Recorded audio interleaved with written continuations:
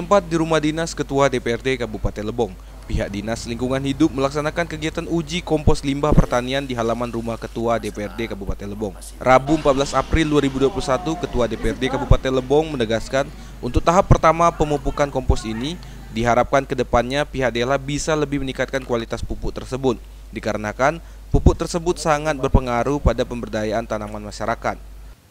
Pupuk kompas ini kami mengharapkan dari lembaga itu untuk meningkatkan lebih bagus lagi, karena apa? Sangat membutuhkan kapasitas untuk perdayakan masyarakat.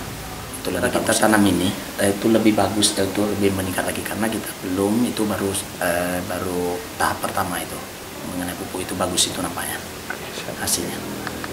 Untuk pupuk kompos ini terbuat dengan mencampurkan limbah kopi, limbah padi, kotoran hewan, serta gula aren sebagai bahan utama.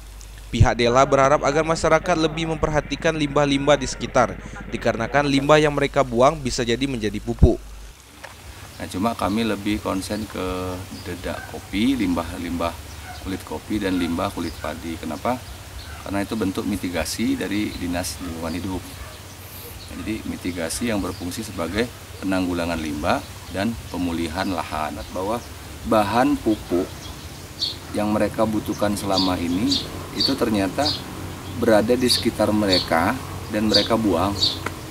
Jadi dengan seringnya kami turun ke lapangan dan ya, liputan media juga tentunya, ya, masyarakat semakin sadar bahwa limbah yang mereka buang itu bernilai. Hanya saja mereka mungkin belum tahu cara mengolahnya. Hubungi kami, tim kami akan melakukan pendampingan ke tempat mereka.